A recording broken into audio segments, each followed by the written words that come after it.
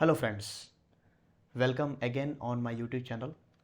It's my second part of trigonometry class 10th mathematics. I already explained introduction of trigonometries on my YouTube channel yesterday, and today's it's my second video we are going to make. Okay, so today we just introduce about some formulas, some ratios, and after that we will solve exercise number 8.1 from NCERT textbooks. Okay, so go ahead and start trigonometry second part. तो अगर हम trigonometry second part का बात करें तो कल कुछ ratios discuss कर चुके थे. आज आइए उस बात को फिर से फर्दर हम एक्सप्लेन कर लेते हैं कि कल हम लोग क्या पढ़े थे. जैसे कल रेशियोज का हम लोग सबसे बड़ा बात देखे थे कि sine theta is equal to what. Sine theta is equal to perpendicular upon hypotenuse. Perpendicular upon hypotenuse is equal to sine theta. That means sine theta, theta means angle. तो किसी एंगल का साइन ले रहे हैं, sine of angle theta, sine of angle A is equal to कौन से ratios को explain करेगा, परपेंडिकुलर अपॉन हाइपोटेनस. ठीक. और अगर बात करें तो हमने देखा था cos theta. Cos theta is equal to base upon hypotenuse. ठीक है. Tan theta, tan theta is equal to perpendicular upon tan theta is equal to perpendicular upon base. So sin theta is equal to perpendicular hypotenuse, cos theta is equal to cos of angle A, cos of angle theta. Angle बोलो theta बोलो एक ही बात है. cos theta is equal to base upon hypotenuse. tan theta is equal to perpendicular upon base. ठीक. और हमने एक relation यहाँ पे हम निकालना चाहते हैं tan थीटा के बारे में. ध्यान से देखिएगा. tan थीटा के बारे में अगर हम एक रिलेशन फाइंड करें तो कहा जाता है कि tan theta is equal to tan theta is equal to sin theta. tan theta is equal to sin theta upon cos theta. tan theta is equal to sin theta upon cos theta. तो अगर हम बात करें कैसे, तो sin theta की value क्या होती है, perpendicular upon hypotenuse. And overall cos theta की वैल्यू क्या होती है, बेस अपॉन हाइपोटेनस. ये कैसे लिखा हुआ है, अगर इसको हम इवल्यूट करेंगे तो ये आएगा परपेंडिकुलर अपॉन बेस. क्या डिवाइड ही तो कर रहे हैं, perpendicular upon base divided by base upon hypotenuse. Right. Perpendicular upon hypotenuse. cos theta is equal to base upon hypotenuse. ठीक. तो sine theta is equal to P by H, cos theta is equal to B by H. So P by H, sorry, here is bh, p by h divided by b by h. so divide हो गया p by h, यहाँ multiply कर देते हैं, इसको पलट देते हैं h अपन b. तो क्या ये h से h कैंसिल हो गया. तो क्या टेन थीटा की जो वैल्यू आ रही है वो आ रही है perpendicular upon base. Tan theta का हमको वैल्यू क्या मिल रहा है, परपेंडिकुलर अपॉन बेस. यानी कि सही बात है, ये रेशियो सही डिफाइन किया गया है कि टेन थीटा जो है वो साइन थीटा और कॉस थीटा का रेशियो होता है. Tan theta is equal to sine theta upon cos theta. इसके आगे आप लोग ये थीटा एंगल निकालेंगे कि टेन 30 डिग्री की वैल्यू क्या होती है. तो अगर हम साइन 30 डिग्री के वैल्यू को कॉस 30 डिग्री के वैल्यू को अगर डिवाइड कर दें तो हमको टेन 30 डिग्री की वैल्यू मिल जाएगी. वो इसके आगे वाले एक्सरसाइज में फर्दर हम लोग डिस्कस करेंगे. एक्चुअली 30 डिग्री यहाँ पे थीटा के जगह पर हमने जो 30 डिग्री लिखा है, ठीक है, उसका एक्चुअली वैल्यू कैसे आता है वो हम लोग इसके बाद वाले एक्सरसाइज में डिस्कस करेंगे. ठीक. तो tan theta is equal to sine theta upon cos theta, ये हमने यहाँ पे प्रूव कर दिया. उसी तरह से उसी तरह से अगर हम बात करें तो कॉट थीटा की जो वैल्यू होगी, टेन थीटा इसका ठीक उल्टा होता है, तो कॉट थीटा को हम पलट देते हैं. Tan theta is equal to sine theta upon cos theta. Then cot theta is equal to what, cot theta is equal to cos theta upon sine theta. Cot theta is equal to cos theta upon sine theta, because cot theta is equal to what, base upon perpendicular, just opposite to tan theta. तो cos theta आपको पता है क्या होता है, base upon hypotenuse by perpendicular upon hypotenuse. ध्यान से देखो, ये हाइपोटेनस से हाइपोटेनस कैंसिल होगा, मैंने डायरेक्ट यहाँ पे सॉल्व कर दिया। तो ऊपर आएगा बेस और नीचे आएगा परपेंडिकुलर। तो that is also true, cot theta is equal to cos theta upon sine theta. Okay, ठीक है। तो फिर यहाँ से जो बातें क्लियर हुई है उसको हम एक बार रिकैप कर लेते हैं कि sine theta is equal to what, perpendicular upon hypotenuse. और अगर बात करें तो साइन ऑफ एंगल ए या angle B is equal to perpendicular upon hypotenuse. और बात करें तो sine theta is equal to what, sine theta is equal to what, 1 upon cosec theta. इसका उल्टा होता है, हमने ये कल बात एक्सप्लेन कर दी थी कि साइन थीटा की जो वैल्यू है वो 1 अपॉन कॉसेक थीटा के वैल्यू है, क्योंकि इसके उल्टा होता है दोनों। अगर आप यहाँ पे ध्यान से इस बात को चेक करना चाहें तो साइन थीटा की वैल्यू होती है परपेंडिकुलर अपॉन हाइपोटेनस। तो अगर हम इसको खोलें तो 1 अपॉन कॉसेक थीटा की वैल्यू क्या हो सकती है, हाइपोटेनस अपॉन परपेंडिकुलर। तो इसको आप नीचे रखेंगे तो hypotenuse upon perpendicular, that means 1 divided by hypotenuse upon perpendicular. तो यहाँ से वैल्यू क्या हो जाएगी, 1 multiply perpendicular upon hypotenuse, that will be equal to perpendicular upon hypotenuse. So sine theta is equal to what, perpendicular upon hypotenuse आ गया। इसका मतलब ये भी बात सही है कि sine theta is equal to 1 by cosec theta. और अगर हम ये बात लिखना चाहें तो ये भी गलत नहीं होगा कि cosec theta is equal to, cosec theta is equal to 1 upon sine theta. Both are opposite each other, दोनों एक दूसरे को उल्टा होता है ना। तो cosec theta is equal to 1 upon sine theta, otherwise sine theta is equal to 1 upon cosec theta. Okay, तो आप चाहें तो इससे एक और फॉर्मूला आप अपने से लिख सकते हैं कि यहाँ पे देखिए, ये अगर डिवाइड में है तो उधर जाएगा तो मल्टीप्लाई में होगा। तो हम इस बात को ये भी लिख सकते हैं कि sine theta into cosec theta की जो वैल्यू होगी वो कितना होगा, 1 होगा। Sign theta into cosec theta की जो वैल्यू होगी वो होगा आपका 1। ठीक है, sine theta is equal to cosec theta, sine theta into cosec theta is equal to 1। ठीक है, चलिए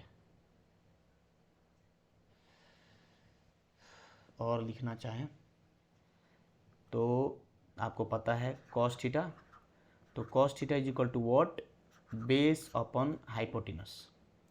तो कॉस थीटा का उल्टा का अगर बात करें तो cos theta is equal to आप लिख सकते हैं 1 अपॉन सेक थीटा। सेकेंड भी कहा जाता है, सेकेंड खोलेंगे तो ठीक। और अगर सेक थीटा को आप लिखना चाहें तो सेक थीटा इसका भी ठीक उल्टा है। तो sec theta is equal to 1 upon cos theta, sec theta is equal to 1 upon cos theta. ठीक है, फॉर्मुलेट करने की ज़रूरत नहीं है, प्रूफ करने की ज़रूरत नहीं है, आप ऊपर समझ चुके हैं कि कैसे हम लोग इसको प्रूफ कर सकते हैं। ठीक, तो कॉस थीटा की वैल्यू हो गई। फर्दर यहाँ पे अगर हम लिखें tan theta is equal to what, perpendicular upon base, then cot. So tan theta is equal to 1 upon cot theta, otherwise cot theta is equal to 1 upon tan theta, cot theta is equal to 1 upon tan theta. अब यहाँ से आप ये भी बात formulate कर सकते हैं कि cos theta into sec theta का जो प्रोडक्ट होगा वो किसके बराबर होगा, 1 के। और टेन थीटा और कॉट थीटा का जो प्रोडक्ट होगा वो किसके बराबर होगा, 1 के। ठीक है, तो दैट विल बी इजी। तो सारा हमने फॉर्मूला रिवाइज करा दिया, आप लोग रिवाइज के लिए। इफ़ यदि आपको कोई प्रॉब्लम हो तो कमेंट बॉक्स में कुछ भी प्रॉब्लम आती है तो आप लोग पूछ सकते हैं। ठीक है, चलिए अब एक छोटा सा क्वेश्चन हम लोग ले लेते हैं, छोटा सा। जैसे अगर हम बात करें, ये हो गया आपका राइट एंगल ट्राइंगल। इससे एक बात हम सिखाना चाहेंगे, right angle triangle A B और सी। ठीक, तो यहाँ ए बी का वैल्यू हम लेते हैं 3, बी सी का वैल्यू लेते हैं 4 और ए सी का वैल्यू होगा 5। पाइथागोरस ट्रिपलेट है 3, 4 और 5, क्योंकि आप 3 का स्क्वायर करोगे प्लस 4 का स्क्वायर करोगे वो बराबर आएगा 5 के स्क्वायर के। ध्यान से चेक कर लो, 3 का स्क्वायर करोगे तो 9 आएगा, 4 का स्क्वायर करोगे तो 16 आएगा, तो 16 और 9 25 हो गया, और 5 का स्क्वायर करोगे तो 25 आएगा ही। It is Pythagoras triplet. अगर हम यहाँ पे दो एंगल, यहाँ पे एक एंगल यहाँ पे हम ले लेते हैं, यहाँ ले लेते हैं थीटा, और यहाँ एक रिप्रेजेंटेशन ले लेते हैं, इसको हम ले लेते हैं फाई। कैसे भी रिप्रेजेंट कर सकते हो, it is a Greek symbol, ठीक है। थीटा से भी रिप्रेजेंट कर सकते हो, फाई से भी रिप्रेजेंट कर सकते हो। तो अगर हम यहाँ पे कुछ वैल्यू आपसे पूछते चले कि चलो बताओ साइन थीटा की वैल्यू क्या होगी, तो साइन थीटा, ये अगर थीटा है तो क्या इस थीटा के लिए इसके सामने वाला जो वैल्यू होगा वो परपेंडिकुलर का काम करेगा। कल ये बात मैंने वीडियो में एक्सप्लेन कर दिया था। तो sine theta is equal to what, perpendicular upon hypotenuse. तो परपेंडिकुलर की वैल्यू कितनी है, यहाँ पे परपेंडिकुलर कौन है, BC, और हाइपोटेनस कौन है, AB। तो ये हो गया BC बाई AB। तो BC का वैल्यू कितना हो गया 4, और AB की वैल्यू हो गई 3, ठीक है। तो ये रेशियो डिफाइन हो गया, sine theta is equal to 4/3। अच्छा, अगर हम आपसे सवाल पूछ दें कि भाई साहब बताओ साइन फाई की वैल्यू क्या होगी, बोथ आर डिफरेंट। अब इस एंगल के लिए तो परपेंडिकुलर चेंज हो गया ना, इस एंगल के लिए तो परपेंडिकुलर ये हो गया सामने वाला। तो सामने वाला अगर परपेंडिकुलर हो गया तो साइन फाई की वैल्यू आप लिखेंगे perpendicular upon hypotenuse, then AB।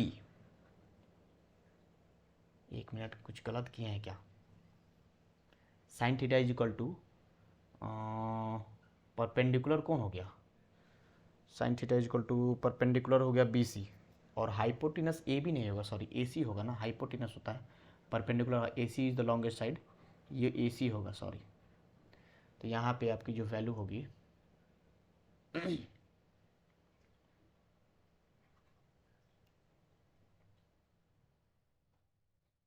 AC का वैल्यू कितना है 5, ये होगा सही, सॉरी। तो sine phi is equal to AB sine phi, इसके लिए हो गया परपेंडिकुलर सामने वाला, परपेंडिकुलर अपॉन हाइपोटेनस, यानी AB अपॉन AC। तो AB अपॉन AC, इसका वैल्यू हो जाएगा तुम्हारा आपका हो जाएगा 3/5, ठीक है। तो ये हो गया आपका साइन थीटा और साइन फाई की वैल्यू, साइन थीटा और साइन फाई की वैल्यू। अब हम यहाँ पे अगर हम लिखना चाहते हैं कॉस थीटा की वैल्यू, तो cos theta is equal to what, base upon hypotenuse. तो बेस कौन है थीटा के लिए, बेस कौन हो जाएगा, ये अगर परपेंडिकुलर है तो बेस कौन हो गया AB। तो AB हो गया आपका 3, बेस अपॉन हाइपोटेनस हो गया 5। उसी तरह से अगर हम बात करें कि बताओ कॉस फाई की वैल्यू क्या होगी, तो कॉस फाई का वैल्यू हो जाएगा, कॉस फाई के लिए ये हो गया परपेंडिकुलर, तो ये हो गया बेस, तो बेस आपका हो गया 4 और हाइपोटेनस हो गया 5, ओके, ठीक है। और अगर हम निकालना चाहें tan theta is equal to what, perpendicular upon base. तो टेन थीटा के लिए क्या ये होगा परपेंडिकुलर, यही होगा परपेंडिकुलर, ये होगा तो बेस होगा ये, तो tan theta is equal to 4/3 perpendicular upon base. और अगर हम बात करें टेन फाई की, टेन फाई, तो tan phi is equal to what, perpendicular upon base.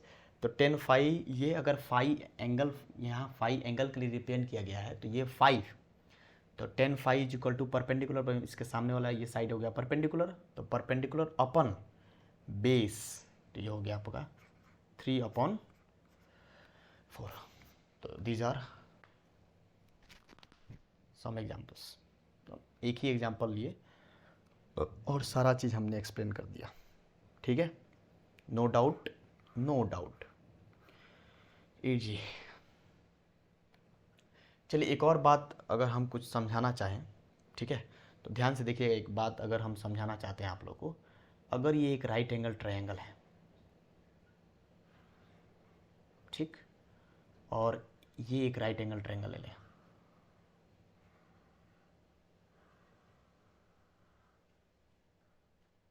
ठीक है, ये राइट एंगल ट्रायंगल ही है, थोड़ा सा रफ डायग्राम है, तो इसका नाम मान लीजिए A, this is B and this is C, this vertex is said to be P, this is Q and this is R. Here will be 90 degree, here will be 90 degree, equal to 90 degree. Ratios की अगर कुछ बात करें तो अगर मान लेते हैं कि यह जो है आपका है ट्यूब, ठीक है, और ये है आपका 3, और ये वाला जो साइड है वो हमारा दिया हुआ है 4, और ये वाला साइड दिया है 6, और एंगल वगैरह है, एंगल इसमें डिफाइन किया गया है, मान लीजिए थीटा, यहाँ पे एंगल डिफाइन किया गया है थीटा। तो ये कौन सा एंगल किसका रेशियो हम यहाँ पर डिफाइन हो रहा है, ये है इसके लिए तो ये परपेंडिकुलर हो गया, राइट, ये परपेंडिकुलर हो गया, और ये हो गया आपका हाइपोटेनस। तो हाइपोटेनस अपन परपेंडिकुलर क्या होता है, कॉसेक थीटा। तो अगर हम इस केस में अगर कॉसेक ए की वैल्यू निकालें, कॉसेक ए की वैल्यू अगर हम निकालें तो आएगा हाइपोटेनस अपन परपेंडिकुलर। तो हाइपोटेनस अपन परपेंडिकुलर ये हो गया 2/3, और इस केस में अगर कॉसेक पी की वैल्यू अगर हम फाइंड करते हैं, कॉसेक पी की वैल्यू फाइंड करते हैं, तो कॉसेक पी की वैल्यू क्या होगी, हाइपोटेनस अपन परपेंडिकुलर। तो हाइपोटेनस का वैल्यू हो गया 4 और परपेंडिकुलर की वैल्यू हो गई 6। तो क्या ये कटा सकते हैं, कटा ही सकते हैं, और आ जाएगा 2/3। ये क्या हो गया, दोनों तरफ कॉसेक ए की वैल्यू यहाँ पे भी 2/3 आ गई, यहाँ पे भी 2/3 आ गई, जबकि हमको दिख रहा है कि ये ट्रायंगल का जो साइड है ये इस साइड के अपेक्षा थोड़ा सा बड़ा है लेंथ में, लेकिन वैल्यू सेम आ रहा है, एंगल सेम आ रहा है, रेशियोज सेम आ रहा है। तो इस बात से एक अंदाज़ा लगाया जाता है और ये बताया जाता है इन केस ऑफ ट्रिग्नोमेट्री कि जो अगर एंगल सेम है तो ट्रिग्नोमेट्रिक रेशियो का जो वैल्यू है वो किसी ट्रायंगल के साइड पे डिपेंड नहीं करेगा, ट्रायंगल के साइड के लेंथ पर वैरी नहीं करेगा। क्या एंगल अगर सेम है तो ट्रिग्नोमेट्रिक रेशियो सेम आएंगे, वो लेंथ पे वैरी नहीं करेगा, चाहे आप छोटा सा लें चाहे आप बड़ा सा कुतुब मीनार ले करके तब हम राइट एंगल ट्रायंगल इमेजिन करते हैं और तब डिस्टेंस फाइंड करने की कोशिश करते हैं। अगर एंगल चेंज नहीं हो रहा है तो ट्रिग्नोमेट्रिक रेशियोज डिफरेंट नहीं होगा, ठीक है, ये एक मायने होता है। इसलिए ज़्यादातर कभी कभी हम लोग सवाल में देखिएगा, सवाल अभी एक सवाल हम बनाते हैं, सवाल में हम लोग क्या करते हैं ना कि सवाल में हम लोग के लेट कर लेते हैं या कोई एक मल्टीपल लेट कर लेते हैं। जैसे रेशियो दिया ना, अगर मान लीजिए कि साइन थीटा की वैल्यू आपकी दी हुई है 4/5, तो ये एग्जैक्ट वैल्यू नहीं दिया है, ये रेशियो दिया है। तो ऐसे परपेंडिकुलर की वैल्यू तो 20 अपन हाइपोटेनस की वैल्यू 25 भी हो सकती है। क्या आप इसको कटाएंगे तो 4/5 नहीं आएगा, इसको भी कटाएंगे तो 4/5 आएगा। तो ये एग्जैक्ट वैल्यू नहीं दिया, ये एक रेशियो दिया है। इसलिए इसे बचने के लिए हम लोग मल्टीपल के रूप में यहाँ पे के लिख देते हैं ऊपर नीचे, ताकि हम ये बात दिखा सके यहाँ किसी के फॉर्म में प्रोडक्ट में लिखा गया है, ठीक है, नॉर्मली। इसलिए ये बात हम बताना चाहते थे। चलिए एक क्वेश्चन हम एनसीईआरटी का ऐसा क्वेश्चन हम ले लेते हैं। साइन ए की वैल्यू दी हुई है 3/4, ठीक है, साइन ए की वैल्यू दी हुई है 3/4, डैट मीन्स ये है परपेंडिकुलर और ये है हाइपोटेनस, ठीक है। सवाल पूछा है कि आप कैलकुलेट कीजिए कॉस ए और कैलकुलेट कीजिए tan ए, ठीक है, कैलकुलेट करना है हमको कॉस ए एंड कैलकुलेट करना है tan ए। तो अगर हम बात करें tan ए, अगर मान लीजिए कि राइट एंगल ट्रायंगल है तो साइन ए बी और सी, परपेंडिकुलर की वैल्यू दी हुई है 3, तो क्या इसका वैल्यू 3 है अगर एक तरह से बात किया जाए तो, और हाइपोटेनस की वैल्यू दी हुई है 4। यहाँ पे हमने साइन एंगल ले लिया है, ये वाला एंगल ले लिया है हमने, क्या साइन ऑफ एंगल है थीटा, और ये हो गया आपका राइट एंगल, ठीक। तो अब एज यहाँ पे आपका ये काम करेगा परपेंडिकुलर की तरह, और ये हो गया हाइपोटेनस। तो हमको ये बेस फाइंड करना है, then we will find the value of cos A, then we will find the value of tan A. ठीक है।